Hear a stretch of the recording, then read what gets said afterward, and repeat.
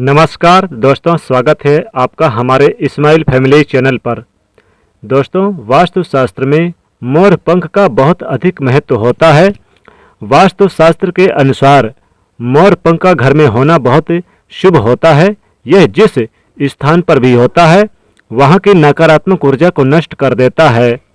शास्त्रों में मोर पंख को सुख समृद्धि का प्रतीक माना जाता है। यह अत्यंत चमत्कारिक होने के साथ ही घर के वास्तु दोषों को भी कम करने में सहायक है। लेकिन वास्तुशास्त्र में मोर पंख को घर में रखने के नियम बताए गए हैं। मोर पंख घर में रखते समय इन नियमों का पालन अवश्य करना चाहिए, तभी इसका सकारात्मक प्रभाव देखने को मिलता है। वास्तुशास्त्र में मोर पंख को रखने की सही दिशा और स्थान के बारे में बताया गया है। अगर आप अपने घर में मोर पंख को उसके निश्चित स्थान और दिशा में रखते हैं तो यह घर के अंदर की नकारात्मक ऊर्जा को खत्म कर देता है। मोर पंख में घर में रखने के बहुत से फायदे हैं, लेकिन धन संपत्ति को आकर्षण करने के लिए इसका सबसे अधिक उपयोग किया जाता है। अगर आपके घर में पैसे की तंगी है, धन का खर्च अधिक होता है, घर में पैसा नहीं आता, तो आप अपने घर पर मोर पंख जरूर लेकर आएं और उसे सही दिशा में स्थापित करें। यह निश्चित ही आपके धन में वृद्धि करेगा। वास्तुशास्त्र में घर में कितने मोर पंख रखने चाहिए, इसका रहस्य भी बताया है। आइए जान लेते हैं मोर पंख से जुड़े महत्वपूर्ण वास्तु नियम। दोस्तों, सबसे पहले हम जानते हैं मोर पंख के धार्मिक महत्व के बारे में। हमारे प्राचीन शास्त्रों में मोर पंख को इतना महत्व क्यों दिया जाता है? दोस्तों, हमारे प्राचीन पुराणों में मोर पंख को एक चमत्कारिक यंत्र माना गया है। इसका प्रयोग कई प्रकार के तांत्रिक क्रियाओं में भी किया जाता आ रहा है। तंत्र साधना में इसका प्रयोग करके सम्मोहन का शत्रुनाश तथा बुरी शक्तियों को नष्ट किया जाता था। इसके अलावा ज्योतिष विद्या में भी मोर पंख का प्रयोग किया जाता है। ज्योतिष शास्त्र में मोर पंख से जुड़े उपाय भी बताए गए हैं। आयुर्वेद आदि ग्रंथों में व्याधियों तथा रोगों को नष्ट करने में भी मोर पंख सहायक होता है। मोर पंख घर से बुरी शक्तियों को दूर तो रखता ही है, साथ ही सर्प आदि विषैले जानवर मोर पंख के भय से घर में प्रवेश नहीं करते। इसीलिए वन में निवास करने वाले लोग इसे अपने घर के पास रखते थे। मोर पंख से जुड़ी पुराणों में कई कथाएं लिखी हुई है। पक्षी शास्त्र में मोर से जुड़ी एक कथा का वर्णन मिलता है। प्राचीन युग में संध्या नाम का एक असुर हुआ करता था। वह बहुत ही शक्तिशाली और तपस्वी था। गुरु शुक्राचार्य से विद्या प्राप्त करके संध्या नाम का असुर देवताओं को अपना शत्रु मानने लगा। उसने ब्रह्मदेव और भगवान शिव से वरदान प्राप्त किया और बहुत अधिक शक्तिशाली बन गया। उसके बाद उसने स्वर्ग पर आक्रमण किया और कई देवी देवताओं को बंदी बना लिया। लेकिन उस असुर को पराजित करने के लिए देवताओं ने एक योजना बनाई और उसके लिए उन्होंने मोर की सहायता ली। सभी देवता और नवग्रह मोर के पंखों में विराजित हो गए, जिससे मोर बहुत ही अधिक शक्तिशाली बन गया और विशालकाय रूप धारण करके उस मोर ने संध्या असुर पर आक्रमण कर दिया। इस युद्ध में संध्या असुर का वध हो गया और देवताओं को उनका आधिपत्य फिर से प्राप्त हुआ।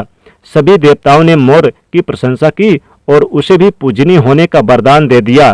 तभी से मोर को बहुत ही पवित्र माना जाता है। जिस स्थान पर भी मोर पंख होता है वहां पर नवग्रहों का अशुभ प्रभाव नहीं पड़ता। दोस्तों, केवल ऋषि मुनि और देवता ही नहीं बल्कि भगवान श्री कृष्ण भी मोर की प्रशंसा करते हैं। भगवान श्री कृष्ण ने मोर की श्रेष्ठता का वर्णन किया है और उन्होंने मोर के पंख को अपने मुकुट पर धारण करके मोर के श्रेष्ठ होने का प्रमाण भी दिया है। मोर पंख के बिना भगवान श्री कृष्ण कहीं पर भी नहीं जाते। श्री कृष्ण कहते हैं, मोर शांति और प्रेम का प्रतीक है। मोर सुख समृद्धि का भी प्रतीक है। मोर का पंख मनुष्य के हर प्रकार की नकारात्मक शक्ति से रक्षा करता है। दोस्तों, मोर को विविध देवी देवताओं के प्रतीक के रूप में पुराणों में दिखाया गया है। माँ लक्ष्मी, देवी सरस्वती, भगवान श्री गणेश, भगवान कार्तिकेय जी, ऐसे अनेक देवी देवताओं का संबंध मोर से जोड़कर दिखाया जाता है। माँ लक्ष्मी धन संपत्ति ऐश्वर्य प्रदान करने वाली देवी हैं। माँ लक्ष्मी जी को मोर पंख अत्यंत प्रिय है। माँ लक्ष्मी के पास मोर पंख रखने से माता प्रसन्न होती हैं। माता सरस्वती का वाहन मोर है, इसीलिए विद्यार्थियों को अपने पास मोर पंख अवश्य रखना चाहिए। यदि आप घर में वासुरी में मोर पंख डालकर अपने घर में रखते हैं तो इससे परिवार में सुख और शांति का वातावरण निर्माण होता है। दोस्तों, हमारा घर एक मंदिर की तरह होता है।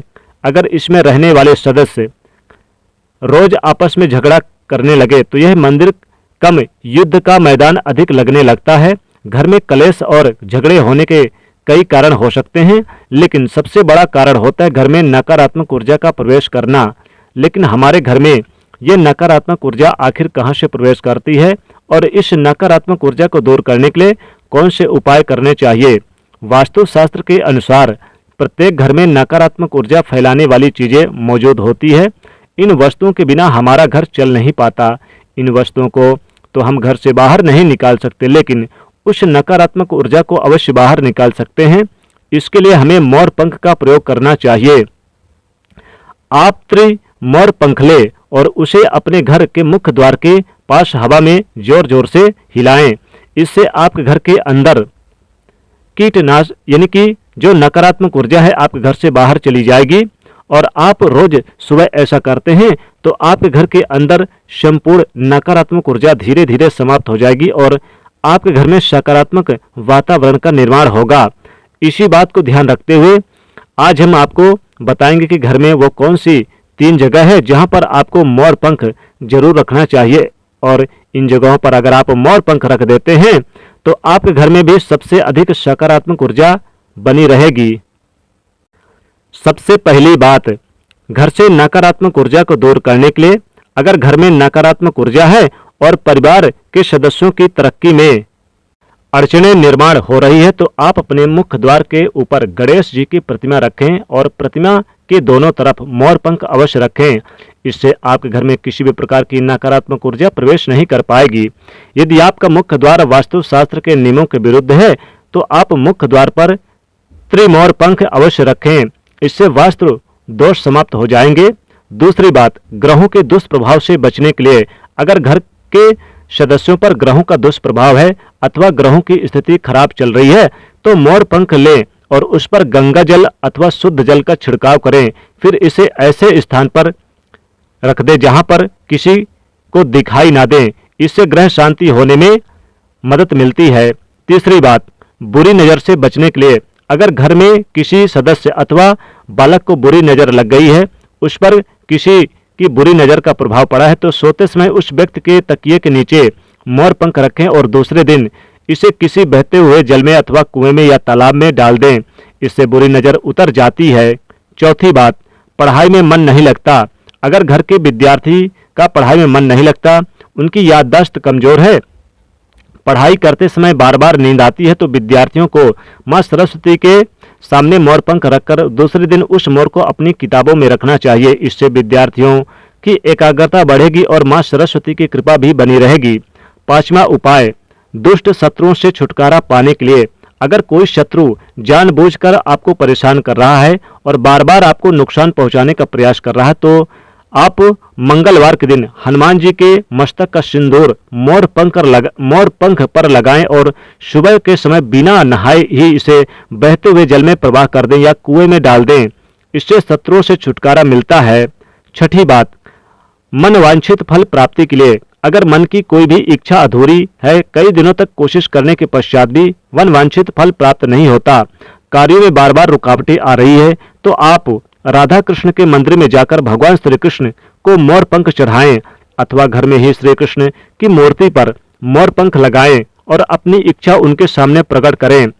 7वीं बात, अगर पति पत्नी के बीच तनाव हो, अगर घर के अंदर कलेश हो, पत्नी पत्नी के बीच बार बार झगड़े होते हैं, आपसी प्रेम कम होने लगा तो उनके बेडरूम में दक्षिण पूर्व की दिशा में मोर पंख रखना चाहिए, यानी कि आग्नेय कोण में। दोनों के बीच में प्रेम बढ़ेगा और आपसी मन मुटाव कम होगा।